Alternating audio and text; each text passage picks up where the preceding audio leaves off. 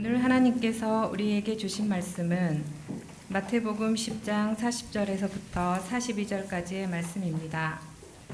이제 봉독합니다. 하나님의 말씀을 경청하십시오. 너희를 영접하는 자는 나를 영접하는 것이요 나를 영접하는 자는 나를 보내신 이를 영접하는 것이니라. 선지자의 이름으로 선지자를 영접하는 자는 선지자의 상을 받을 것이요 의인의 이름으로 의인을 영접하는 자는 의인의 상을 받을 것이요 또 누구든지 제자의 이름으로 이 작은 자 중 하나에게 링수 한 그릇이라도 주는 자는 내가 진실로 너희에게 이르노니 그 사람이 결단코 상을 잃지 아니하리라 하시니라. 아멘. 하나님께서 이 말씀을 통해 우리에게 은혜 주시기를 원합니다. 아멘. 사랑의 주님, 이제 주님께서 우리에게 들려주시는 귀한 말씀을 듣겠습니다. 그 말씀을 통하여 주님을 믿는 자의 삶의 자세, 지혜를 가질 수 있도록 도와주시고 그 말씀 마음에 새기고 때로는 혼란스럽고 어려운 이 세상을 살아갈 수 있도록 주님 함께하여 주옵소서. 예수님의 이름으로 기도드립니다. 아멘. 저희 교회가 전남노회에 소속이 되어져 있어요. 전남노회에는 균을 가지고 있는 세 분의 목사님이 계세요. 한 분은 김병균 목사님이세요. 이름 자체가 병균이어서 곁에 있는 분들이 조금씩 놀리기도 하죠. 근데 그 김병균 목사님보다 더 센 균을 가지고 계신 분이 있어요. 그분은 이동균 목사님이세요. 균이 이동을 해요. 그래서 조심하죠. 근데 그분보다 더 센 분이 계세요. 그 분의 이름은 오만균 목사님이세요. 5만 가지의 균을 다 가지고 있다고 유머러스하게 그냥 이야기하지만 그러나 결론은 이거예요. 세 목사님에게 그래도 세 분은 참 유익균이시다고. 그래서 세 분의 말씀이나 같이 있을 때 참 큰 힘이 되고 도움이 된다. 뭐 이런 이야기를 하고 있죠. 유익균이 아닌 유해균이 우리의 삶의 자리에 와 있습니다. 우한 폐렴으로 알려진 신종 코로나 바이러스 감염증으로 인한 걱정과 불안함이 참 많이 있고요. 오늘도 여러분 교회를 가야 되나 말아야 되나 마스크를 해야 되나 하지 말아야 되나 혹시 걱정은 하지 않으셨는지 모르겠어요. 6번째 확진자가 참석해서 예배를 드렸다는 해화동에 있는 명륜교회는요. 오늘 주일 공동체 예배를 드리지 않기로 결정을 했대요. 그래서 목사님이 혼자 교회에 와서 강단에 서서 설교를 하고 그것을 앞에서 녹화를 해가지고 교우들에게 나누기로 했다고 그렇게 예배를 대신하기로 했다 하는 소식을 들었어요. 염려와 불안함은 점점 더해지는 것 같습니다. 우리나라의 중국인 입국을 금지해달라는 청와대 국민청원의 글은 일주일 만에 60만 명 공감 클릭을 했고요. 또 지난 금요일과 토요일이죠. 중국 우한에 사는 교민들이 항공편을 통해서 우리나라에 입국을 했어요. 그게 생중계를 해야 되는 것인지 하는 생각까지 들 정도로 우린 TV에서 보게 되었죠. 생각해보면은 쉽지 않았을 텐데 돌아오는 길조차도 순조롭지 못했어요. 격리에서 증상을 살피며 치료하기로 한 아산과 진천 지역에서는 가슴 아프지만 우리 지역에 들어오는 것은 절대 안 됩니다 하며 현수막을 걸고 어떤 이들은 피켓팅을 하고 어떤 이들은 트랙터로 오는 길을 막기도 했어요. 혹시 어려운 중에 곡으로 돌아오는 그 과정이 그들의 마음에 상처가 되지 않았을까 하는 생각까지 들었어요. 그러나 정말 다행히도 그들은 소수였고요. 많은 사람들이 어려운 일을 받아 돌봐줘야 된다고 하는 마음으로 이해해 주어서 지금은 두 곳으로 나누어져서 그 건강 상태를 돌보고 있다 하는 그 소식을 듣게 되었죠. 참 고마운 일입니다. 이것이 아산, 진천 주민들만의 문제일까 하는 생각을 해보았어요. 만일 적절한 곳이 우리와 가까운 곳으로 결정이 되어져서 가깝게는 염주체육관이나 아니면 월드컵 경기장 그쪽으로 이 교민들을 이송해야 된다고 했다면 우리는 어떤 반응을 했을까 하는 생각을 했어요. 생각해보니 한 두 가지 반응을 할 수 있었을 것 같아요. 첫 번째는 그래도 우리가 광주 민주항쟁을 지낸 민주도시인데 이런 어려움이 있을 때 우리가 받아야지 하는 환대의 마음으로 받아들일 수 있었겠다 하는 첫 번째 마음. 근데 또 한 가지 마음은 우리 광주 지역의 아싸란 성질로 어떻게 여기까지 올 수 있냐고 격하게 반응하지는 않았을까 하는 생각도 이렇게 들게 되는 거예요. 그들의 어려움을 헤아리면서 이곳으로 오십시오. 함께 그 어려움을 감내하자 하면서 따뜻하게 맞이할 수 있는 좋은 모습이 있음에도 불구하고 그게 객관적이고 삼자라면 괜찮겠지만 당사자가 되어지면은 아마 거기에서 결정하는 것은 그리 쉽지는 않았을 것이다 하는 생각을 해보기도 합니다. 왜냐하면 이것은 아산, 진천, 천안 지역의 문제가 아니라 우리가 가지고 있는 어쩌면 기본적인 마음, 안전하게 있으려고 하는 그런 마음들이 우리 안에 있기 때문에 할 수 있는 어려움이 아닐까라는 생각도 해보죠. 신종 코로나 바이러스 전염병은 어쩌면 어제 오늘의 이야기가 아니에요. 사람이 살기 시작한 이후로 전염병은 우리 역사 속에 함께 있어 왔죠. 오래전이기는 하지만 그래도 우리는 전염병 하면 공포스럽게 떠올리는 한 이야기가 있죠. 1347년에서 3년 정도밖에 창궐하지 않았는데 전 유럽에 2천만 명 이상을 그 살인적인 공포로 몰아넣어 죽이게까지 했던 이 패스트, 흑사병을 우리는 떠올릴 수밖에 없어요. 전염병이 왜 어려운 것일까요? 결코 소홀히 여길 수 있는 것은 아니죠. 왜 전염병이 무서워요? 전염되니까. 전염병이 무서운 건요. 전염되니까 무서운 거예요. 곁에 가고 가까이 갔다가는 나도 모르게 그 병에 옮아 어찌 될지 모르는 불안하고 두려운 병이 전염병이죠. 그러다 보니까 병에 걸린 사람을 피하게 되는 것이 당연하고 혐오하고 가까이 오지 못하게 만들고 그럴 수밖에 없는 것이 지금 우리네 모습이죠. 이번 코로나 바이러스 때문에 이태리에서는 아시안 학생들이 수업에 오는 것을 금지했다 해요. 또 미국에서는 중국을 경유해서 오는 모든 외국 여행자들 입국 금지를 시켰다 하는 소식도 듣게 되고요. 생각해보면 최근에 발생한 우리가 기억할 만한 전염병들이 여러 개가 있었어요. 아직도 기억에 남는 전염병들을 한번 헤아려 보면은 2003년에 중증 급성 호흡기 증후군이라고 불리웠던 사스가 있었죠. 2014년에는 에볼라 바이러스, 2015년에는 중동 호흡기 증후군이라고 불렸던 메르스가 있었어요. 그래도 다행스러운 것은 현대 보건의료의 질이 많이 개선되었고 소독과 격리, 통제 등 방역 시스템이 잘 갖춰져서 어려움은 있었지만 매번 슬기롭게 그 위기들을 이렇게 극복해 왔던 것들을 기억하고 있습니다. 그러나 조금 더 그 바닥에 있는 우리 인간 사회 속에서의 정서나 이런 걸 보면은 더 깊이 생각해야 될 부분은 있는 것 같아요. 그것은 그 병을 어떻게 방역하고 격리하고 치료하느냐를 넘어서 그 어려운 중에 우리가 보여주는 모습은 무엇인가? 어떤 태도를 가져야 되는가? 특별히 우리는 예수 믿는 사람인데 교회는, 기독교인은 어떤 자세로 이런 위기적인 부분들, 전염병이라고 하는 재난적인 문제들을 대처해야 되나 하는 것들도 우리들이 조금은 이번 기회에 생각해 보는 것도 의미가 있겠다 여겨집니다. 초대교회 역사를 기록한 책들을 보면은요, 전염병과 기독교 매우 상관관계가 있다고 하는 것들을 이야기를 하고 있어요. 전염병과 기독교가 무슨 관련이 있을까 하는데 기록을 보면은 거기에 관계성들이 있어요. 1976년 역사학자 맥닐이라고 하는 분이 쓴 초기 기독교 역사에 대한 기록을 보면은요, 전염병과 기독교의 부흥이 밀접한 관련이 있다 합니다. 한번 잘 들어보세요. 제가 읽어드릴게요. 그리스도교의 부흥의 수수께끼 중에 하나는 상식적으로 이해할 수 없는 그리스도인들의 증가와 부흥이다.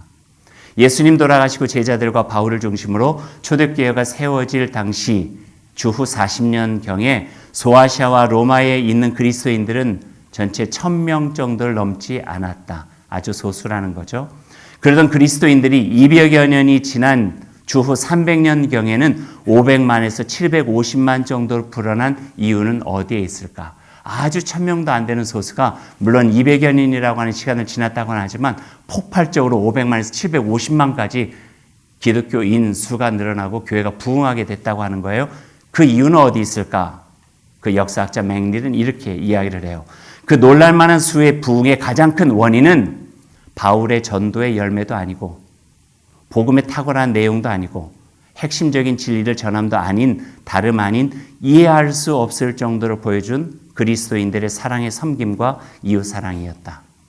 3세기 핍박의 시대에 그리스도인은 전염병의 공포 속에서 다른 사람들이 이해할 수 없는 사랑의 헌신으로 버려진 환자들을 돌보고 보살펴 주었고 모든 이들이 다 전염병이 무서워 도망갈 때에 유일하게 그리스도인들만큼은 극진히 아픈 이들을 돌보았고 이는 그 무서운 전염병도 그리스도인들은 피해간다는 소문까지 나게 되고 후에 그리스도인이 되는 이들이 많아지게 되었다. 이렇게 소개를 하고 있는 거예요.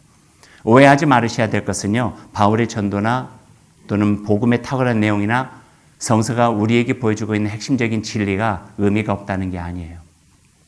의미 있죠. 하지만 그것을 삶으로 살아내면서 보여줬던 남들이 이해할 수 없는 그리스도인들만의 독특한 사랑의 섬김의 모습들이 기독교인들의 부흥으로 연결되어졌다는 거예요. 말하자면 이거겠죠. 감동이겠죠. 교회는 세상을 놀래키는 곳이 아니에요. 세상을 감동시키는 곳이에요. 예수를 믿기에 저럴 수 있구나. 교회를 다니기에 저럴 수 있구나. 저들이 어떻게 저런 일까지 할 수 있었지? 아, 그리스도인들이었구나. 그것들이 나도 나의 인생을 좀 더 가치 있게 살아보고 싶다. 저들과 함께 더 고귀한 삶으로 나의 삶을 살아내고 싶다 하는 마음을 갖게 되었고 교회 공동체의 일원으로 가족이 되어지는 이들이 점점점 부흥하고 늘어나게 되었다라고 역사학자는 소개하고 있는 거죠. 실제적인 예도 있었어요. 260년 주후 260년경에 치명적인 전염병이 로마 제국을 덮쳤어요. 그때 기록을 보면은 얼마나 심각했는고 하니 가족 중에 아무도 죽지 않은 집 잡기가 어려웠고 한 명만 가족 중에 사망한 집은 사람들이 참 다행이라고 생각할 정도였다. 그 정도로 비극적인 재난이었다고 하는 거죠. 그것은 두 번째로 찾아온 로마 제국의 큰 재난이었는데 그 전에 있었던 한 번의 전염병과 함께 그 재난을 겪고 난 다음에 로마 제국의 인구는 현저하게 줄을 수밖에 없었대요. 근데 그 과정 속에 신기한 것이 하나 발견이 되어졌는데 다른 사람에 비해서 그리스도인들의 현저하게 높은 생존율. 그리스도인들의 현저하게 높은 생존율이었대요. 그리스도인이 있는 가정이나 그리스도인을 이웃으로 둔 사람들은 참 중요해요. 그리스도인을 이웃으로 둔 사람들은 비극적인 전염병과 재난으로부터 살아남은 이들이 다른 일반 가정에 비해서 현저하게 많았다 하는 거예요. 어떻게? 돌봄과 사랑. 어려운 중에 모른 채지 않고 돌봄과 사랑이었다는 거예요. 전염병이 왜 두렵지 않았겠어요? 하지만 그 두려움을 이겨낸 사랑과 섬김으로 서로를 돌보고 보살피니 가족은 물론이요. 그리스도인이 살고 있는 그 이웃에서도 현저하게 높은 생존율을 가질 수밖에 없었다는 거예요. 삶에 대한 의지죠. 사랑으로 인하여서 어려움을 이겨낼 수 있는 힘과 격려죠. 그런 모든 것들이 실질적인 통계로도 나타나게 되었다고 초대교회의 역사는 우리에게 가르쳐주고 있어요. 요한 1서의 말씀이 기억이 나요. 사랑 안에 두려움이 없고 온전한 사랑이 두려움을 내쫓는다. 사람이 왜 두려움이 없겠어요? 조그만 일도 얼마나 두려워요. 사람은 안심되고 안전해야 돼요. 안정돼야 돼요. 근데 우리가 모르는 것 앞에서는요, 다 불안해요. 언제 가장 불안하나요? 내 병명을 알기 전에 무엇인지 문제는 있는 것 같은데 알지 못할 때 우리 마음 불안해요. 알게 되면 이걸 어떻게 이겨내야 될까라고 하는 뭔가 방법이라도 알 수 있는데 이런 불안할 수밖에 없는 그 마음들을 이겨낼 수 있는 힘은 내 안에 있는 사랑과 서로를 그 사랑으로 돌보는 그 모습, 이게 불안한 세상을 이겨낼 수 있는 힘이라고 보여주고 계세요. 한 가지만 더 소개를 하죠. 당시 역사가인 유세비우스, 요세푸스라고도 알려져 있는데요. 그의 책 교회사 7장에 보면은 이런 내용들이 나오고 있어요. 전염병과 재난으로 위기가 찾아왔을 때 대부분의 우리 형제들은 넘치도록 큰 사랑과 형제애를 발휘하여 자기 목숨을 아끼지 않고 서로를 의지하여 끊임없이 병자를 돌아보았고 조금도 두려워하지 않고 계속하여 그들에게 필요한 것을 공급하였다. 형제들은 자신의 힘든 상황보다 다른 이들의 어려움을 돌아보며 그리스도 안에서 정성껏 돌보았고 그들과 함께 지극한 기쁨 가운데서 세상을 떠나기도 하였다. 우리 형제들 중에 그들은 다른 사람들과 이웃에게서 그 병에 전염되었으면서도 자원하여 환자들의 입에 음식을 넣어줌으로써 자신의 고통을 자초하기도 했다. 많은 형제들이 다른 사람들을 치료하고 건강하게 해주고는 자신들은 죽어가기도 했다. 우리 형제들 중에 가장 선한 사람들은 이런 식으로 세상을 떠났다. 그들 중에는 장로도 있었고 집사도 있었으며 크게 칭찬받는 사람들도 있었다. 이와 같이 경건함과 예수 안에서 다시 산다는 부활신앙을 수반한 죽음은 순교에 조금도 못지않은 죽음이었다. 그들은 성도의 시신을 맨손으로 품에 안아다가 눈을 깨끗이 해주고 입을 닫아 주었으며 그들을 어깨에 지고 가서 사지를 가다듬고 포용하였고 그들을 단정히 씻기고 수의를 입혔다. 그리고 곧 자기 자신도 같은 의식의 대상이 되기도 하였다. 그러나 이교도들은 이와 반대로 행했다. 그들은 병들을 앓기 시작한 사람들은 쫓아냈으며 사랑하는 친구들도 멀리했다. 그들은 아직 숨이 끊어지지 않은 사람조차 길에 내다버렸고 죽은 사람을 매장해 주지도 않았다. 그들은 어떻게 해서든 죽음을 피하려 했으나 아무리 예방하고 조심해도 그것을 피할 수는 없었다. 그리스도인은 어려운 중에 그들의 스승 예수에게서 배운 사랑과 희생으로 가치 있는 삶과 사랑의 공동체가 어떻게 살아가야 하는지를 몸소 보여주었다. 저는 이 마지막 대목이 참 좋아요. 그리스도인은 어려운 중에 그들의 스승 예수에게서 배운 사랑과 희생으로 가치 있는 삶과 사랑의 공동체가 어떻게 살아가야 하는지를 몸소 보여주었다. 언젠가 본 명언 한 구절이 기억이 나네요. 우리가 맞서 싸워야 할 것은 가난과 질병이지 결코 가난한 자와 병든 자가 아니다. 가난한 자와 병든 자는 우리가 돌보고 사랑해야 할 이들이다. 어쩌면 여기에 우리가 속한 그리스도 교회의 핵심이 있습니다. 예수님께 배운 남다른 삶의 방식, 예수님께 배운 남다른 생각, 남다른 자세, 남다른 삶의 방식으로 세상을 살아가려 애쓰는 이들을 우리는 그리스도인들이라고 이야기할 수 있겠죠. 그 결과인지 모르겠지만 교회는 로마 제국이 보여준 힘으로 정복함이 아니라 희생적 사랑으로 세상의 중심이 되어졌고 불과 1000명 정도에 불과했던 기독교인이 250년이 지난 후 로마 제국을 그리스도교로 바꾸는 놀라운 일들을 해낸 것이죠. 힘으로 되지 않고 능으로 되지 않고 이것은 성령께서 도우시는 사랑, 그 사랑으로 되어진다 하는 말씀이에요. 2017년 3년 전의 일을 기억하고 계실 것입니다. 강서구 장애인 특수학교인 서진학교를 세우는 일을 두고 그 장애 아이들의 어머니들이 무릎을 꿇고 제발 우리 아이들을 가르칠 수 있고 머물 수 있는 학교를 세울 수 있도록 도와주라고 그렇게 간절하게 호소하는 모습을 TV를 통해서 본 적이 있습니다. 보는 내내 가슴이 아팠어요. 또 자신의 아이들과 상관이 없다고 장애 학교가 들어오면 이 지역 집값 떨어진다고 결사적으로 반대하는 모습을 보면서 속도 상하고 마치 제가 그런 것처럼 미안하기도 하고 또 화도 많이 났던 기억이 있습니다. 찾아봤어요. 그 학교가 세워졌나? 3년 지났는데도요. 아직 개교를 하지 못했대요. 그 학교가요. 왜 그런가 살펴봤더니 주민들이 돌아가면서 계속 민원을 제기하다 보니까 공사하다 멈추고 공사하다 멈추고 공사하다 멈추고 2018년 기준 보건복지부 등록 장애인은 259만 명으로 인구의 한 5% 정도가 공인된 장애인인데 더 힘든 것은 그들의 장애의 불편함보다도 사회적 기피 대상이요 배제의 대상으로 바라보는 눈길이라는 거예요. 다문화 가족들이 우리나라에 와서 빈곤층을 이루고 생활상 어려운 것도 힘들지만 더 힘든 것은 사회적 편견과 혐오라고 하는 거예요. 난민의 문제도 그렇고요. 사회적 약자와 소수자도 비슷한 경험을 할 수밖에 없고요. 인종차별, 성차별, 지역차별, 정치적 견해의 다름으로 인한 차별, 주거로 인한 차별. 저는 이해가 안 돼서 주거로 인한 무슨 차별을 할까 했더니 학교 안에서 넌 어디 사니? 임대 아파트구나. 그럼 그 다음부터 친구를 사귀기가 어렵대요.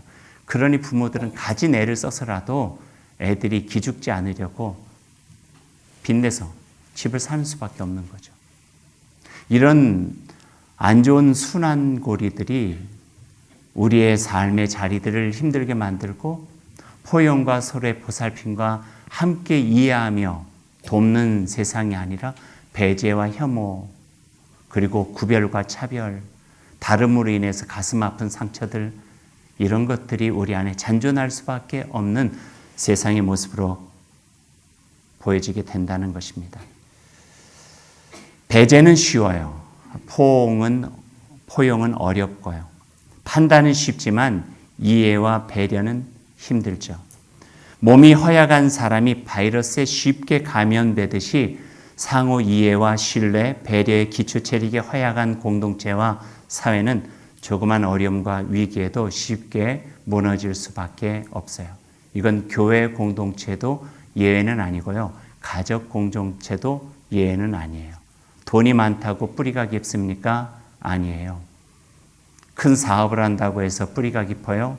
서로가 가질 수 있는 마음이 든든한가요? 아니죠. 정말 중요한 것. 사랑과 서로를 헤아릴 수 있는 마음, 이게 면역력이 되어져서 가진 어려움들을 극복해 나갈 수 있도록 힘이 되어진다 하는 말씀이겠죠. 이웃이 당한 어려움과 고통의 크기를 우리는 보기보다는 어쩌면 그로 인해서 내게 닥칠 수밖에 없는 위험의 크기를 과장되게 보는 것이 현재 우리의 모습은 아닌가 하는 생각도 해보게 됩니다.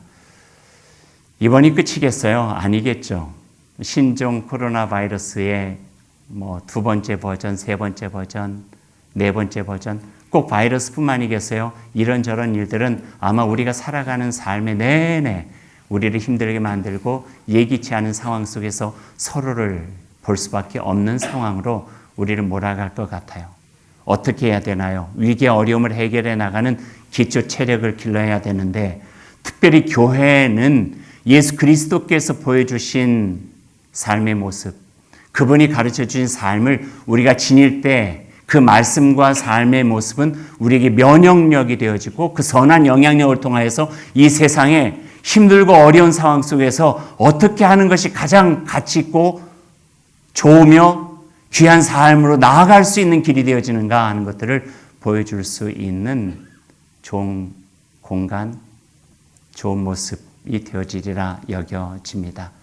여기에는 그리스도에게서 배운 남다른 모습과 사랑과 헌신, 그것이 소중합니다. 오늘 말씀을 이제 맺죠. 오늘 우리에게 주신 말씀을 한 번 더 읽어드릴게요. 이 말씀이 우리의 삶 가운데 새겨지면 좋겠습니다. 너희를 영접하는 자는 나를 영접하는 것이요 나를 영접하는 자는 나를 보내신 이를 영접하는 것이니라. 선지자의 이름으로 선지자를 영접하는 자는 선지자의 상을 받을 것이요 의인의 이름으로 의인을 영접하는 자는 의인의 상을 받을 것이요 또 누구든지 제자의 이름으로 이 작은 자 중 하나에게 냉수 한 그릇이라도 주는 자는 내가 진실로 너에게 이르노니 그 사람이 결단코 상을 잃지 아니하리라 하시니라. 선행으로 베푼 냉수 한 그릇조차도 기억하시겠다 약속하시는 예수 그리스도의 말씀이 오늘 우리에게 새겨졌으면 좋겠습니다. 냉수 한 그릇으로 표현되는 작은 선행이라도 예수님이 기억해 주시고 그 선행은 하나님께 상을 받을 참 소중한 일임을 오늘 말씀은 우리에게 보여주고 계십니다. 그러나 아름다운 삶으로 우리에게 다가오는 위기를 이겨내고 위기 중에 세상을 더욱 따뜻하게 하는 아름다운 그리스도인 하나님의 귀한 교회 공동체 또 우리가 될 수 있기를 간절히 소망합니다. 우리 한 기도하겠습니다. 하나님 감사합니다. 주신 말씀 마음에 새기겠습니다.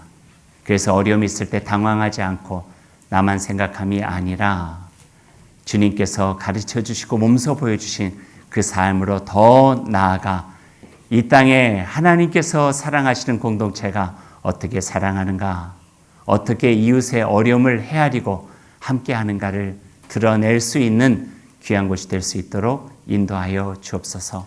더불어 지금 어려움을 당하고 있는 이들 하나님 위로해 주시고 그 걱정 속에 주님께서 안심할 수 있도록 어루만져 주시고 곁에 있는 소중한 사랑의 손길 통하여 어려운 위기들 잘 극복하고 함께 일상으로 돌아갈 수 있도록 주님 인도하여 주옵소서. 예수님의 이름으로 기도드립니다. 아멘.